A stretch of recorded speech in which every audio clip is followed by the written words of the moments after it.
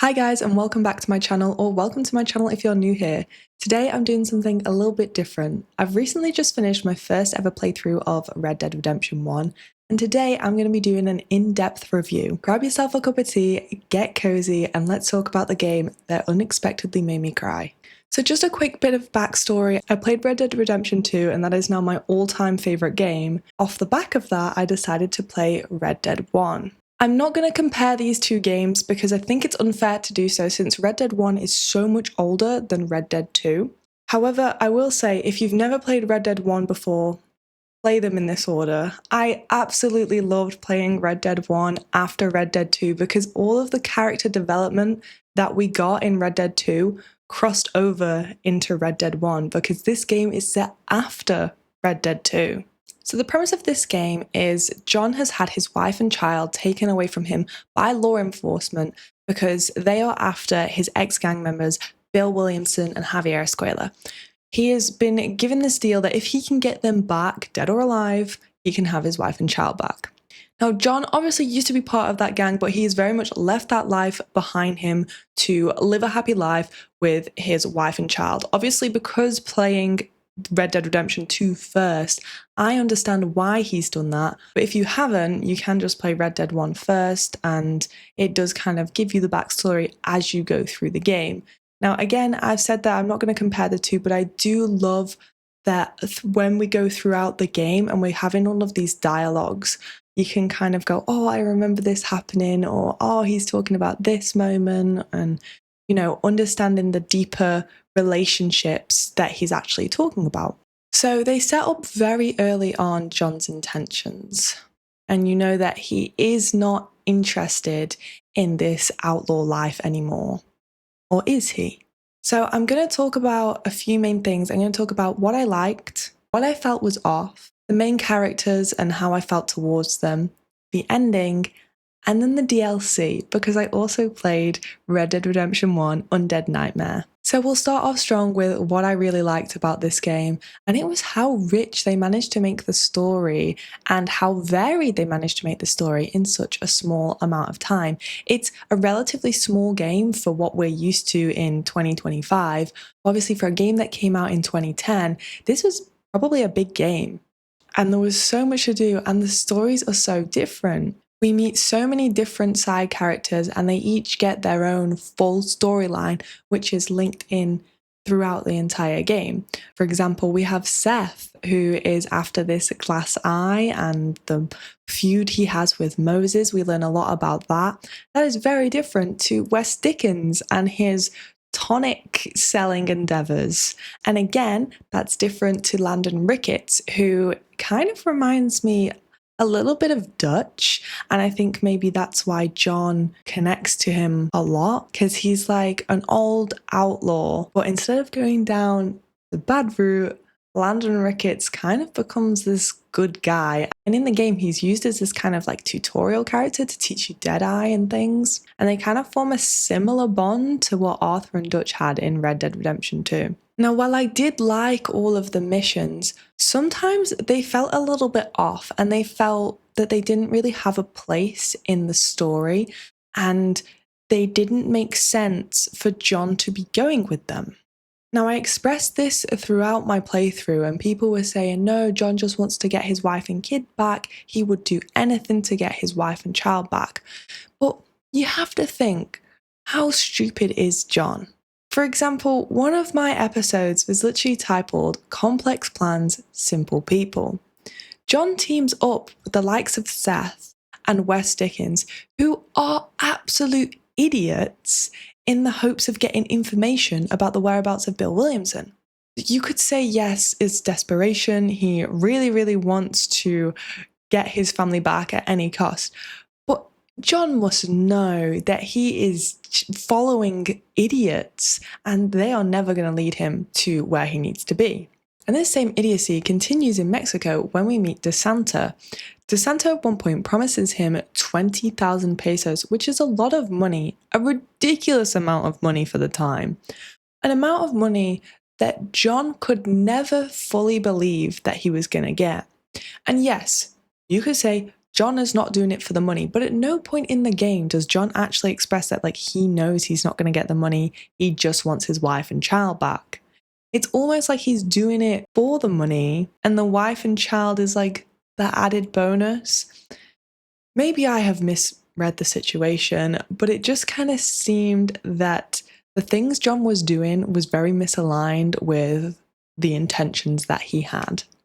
Now, I have touched on characters already, but I want to touch on the main characters, John, Abigail, Uncle, and Jack.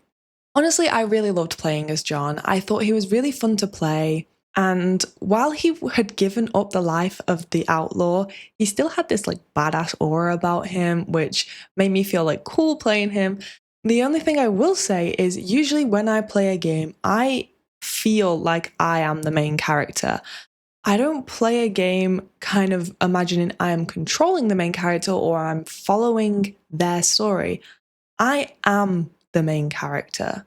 I'll use my Red Dead Redemption 2 playthrough as an example for this. When I was playing as Arthur, I was Arthur. Anything that he was feeling, I was feeling. So at the ending, I, as Arthur, felt angry at the ending. I didn't feel sad. I didn't feel like I was losing my Arthur. I felt angry about the way the world had treated me, if that makes sense. Now with this, I didn't find myself feeling as if I was John. I felt myself the other way, how like most people play the game, they are controlling John, they are watching John's story. And I don't dislike this, it's just something that's different. Now, I know we spent very little time with Abigail, but I'm sorry, I'm an Abigail hater. She wound me up so much. I understand that Abigail doesn't want John to be getting into the outlaw way of life, doesn't want him to be getting into all of this trouble. But she and Jack were literally abducted by the Pinkertons. And John, as a loving husband and father, went through hell and high waters to get them back. And she was angry. She was angry at him getting into trouble. She was angry at him going back to his old ways. But he had to do this to protect her. I felt like time and time again, Abigail would make these like snide comments and almost act like she had been forced to stay with John.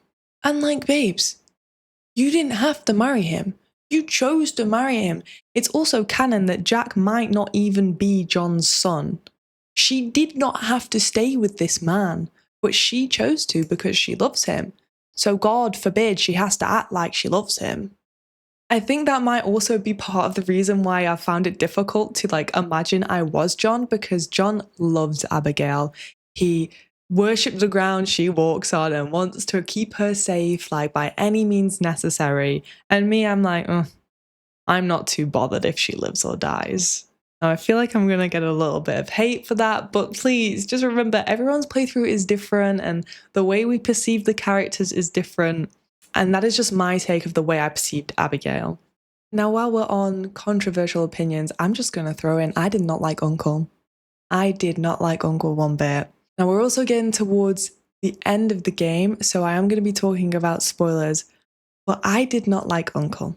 I found him annoying. I found him useless. I expressed this throughout my playthrough, and I had a lot of people saying, oh, without Uncle, there would be no ranch. Really? Would there? Because I don't remember Uncle doing much. Like, yes, he's got lumbago, but he did nothing. And in Red Dead Redemption 1, he is portrayed as such a lazy, good-for-nothing character, and I struggled to feel any sort of sympathy for him. Now, I actually stand by my opinions for this, because Abigail and Jack have been abducted. Where is Uncle? He does nothing around the farm. In fact, when we get Abigail and Jack back, nothing has been done. The farm has not been kept up by Uncle. He has just been lazing around doing nothing. So he didn't come and help, but he also didn't hold down the fort while we were away. So honestly, what is Uncle good for? No, this kind of showed in when he died, because we're outside of the ranch, just kind of holding down the fort, trying to protect our home, and Uncle gets shot. And I do not care one bit. Abigail's sad. Jack is sad. I'm just like, let's keep it moving, people. And yeah, I got a little bit of hate for that. I'm so sorry. Maybe this is because I treated them as standalone games. Uncle was so much better in Red Dead Redemption 2, but he was just absolutely insufferable in Red Dead Redemption 1. Now, the last character I want to talk about is Jack. Jack is an annoying little child who actually grows up to be a little badass. I want to talk about the ending first, though, because the bit after the ending is really what changes my opinion of Jack.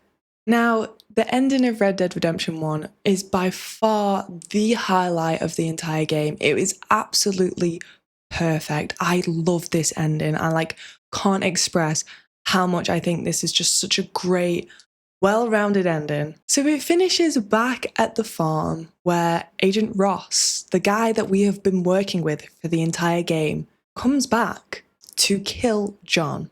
So we've been holding down the fort. We've lost Uncle. Oh no, it's so sad, so sad. And then John, like John of course would, sends his family away. He's like, get yourself safe and I will hold down the fort. He then finds himself in the barn, opens up the barn to a row full of gunmen. And, you have this opportunity to use your Deadeye to kill them all, but there are more enemies than bullets in your gun. So your fate is already decided at this point. And it's such like, oh no, it's at the time I was like, oh no, I failed. But looking back, it was like a futile last ditch attempt to save himself, which was obviously never going to work. John literally gets turned into Swiss cheese and is no more. Now, while that ending was not sad, it was brutal.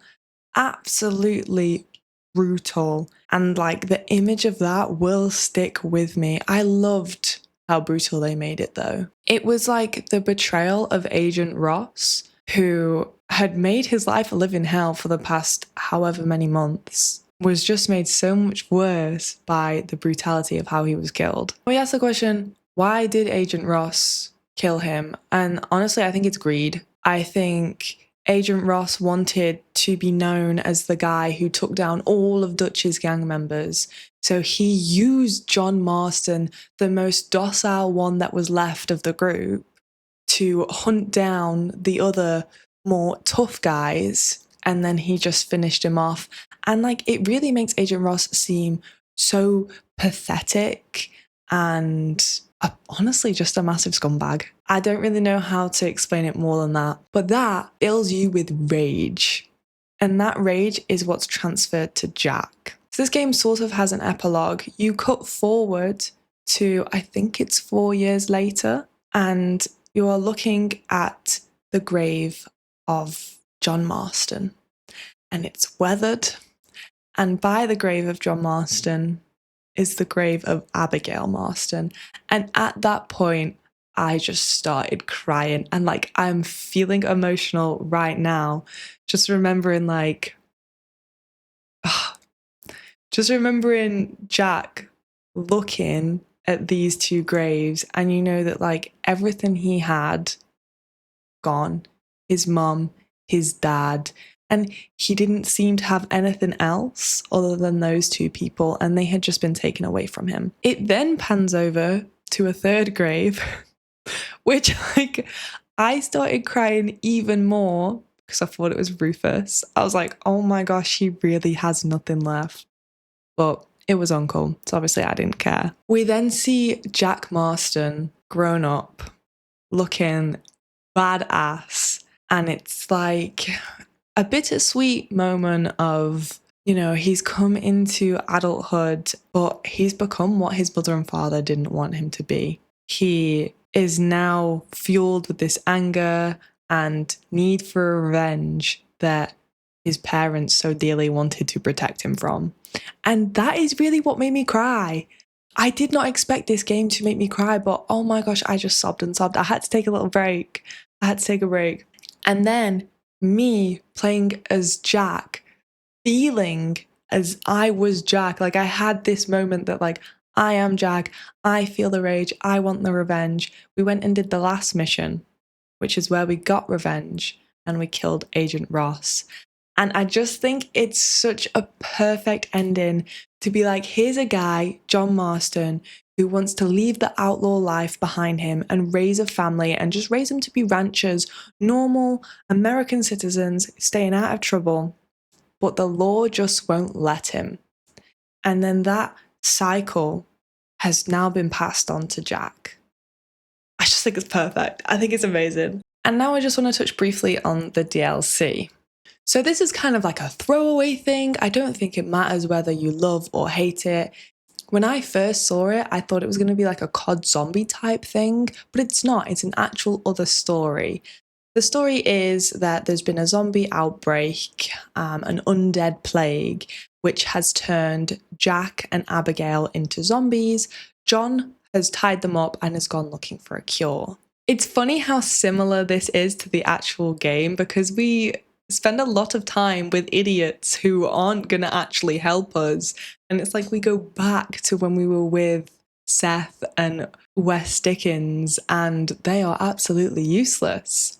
I actually did most, if not all, of the side quests in here by accident, I will admit. But we met loads of fun side characters and caught up with old side characters that we maybe wouldn't have got to see again if we hadn't played the side quests. What I thought the DLC did good was the story. It was fun. It was different. It was, not serious whatsoever. It was just light-hearted fun. There was lots of funny moments, especially with that guy who was trying to make a film and then ended up getting eaten and turned into a zombie himself. But what I thought the DLC was really lacking was ability to fast travel. So in the main game, you can fast travel by putting down a camp. In the DLC, you can only fast travel by going between safe cities. So you have to save the cities, and then you can go to a city and fast travel to another city from the bed that you have in the safe zone. Now for a DLC, which I think is supposed to be like a 3-hour-long story, to go around all of the locations and make them safe adds quite a bit of time. And then the cities become overrun again, so you have to keep going back. I needed fast travel because the stories, the locations, they spread them out. You go do a mission and then they're like, go to the other side of the country to do the next part of the mission. And then, back to the other side. So I spent a lot of time just walking around. Now, as someone who streamed all of my gameplay, I found this was fine. I would just get on my horse and I would talk to chat and we would yap about whatever. But if I was playing this off stream on my own, I genuinely think I would have got bored and not played it. Which is really sad because the ending of the DLC is actually so cool. And there's a girl. I still can't decide if it is her, but we saved this girl, a 15-year-old girl at one point, and we save her from a cabin. And then at the end, we have to go into this crypt and we put back a mask, and that's what cures the plague. And we meet this girl, and John is like, I recognize her. Before he'd even said that, I was like, that's the girl. That's Millicent. But it was never confirmed if it was her or not, and what the significance of that would even be. Maybe they had intentions to carry it on with a DLC in Red Dead Redemption 2, which we never got. I guess we'll never know. Now, as I said earlier, this video is very different to anything I have done before, so if you did like it, please let me know in the comments, give this video a like, and if the general consensus is that it's good, I'll do them for the other games I play. Thank you all for watching, and I'll see you next time.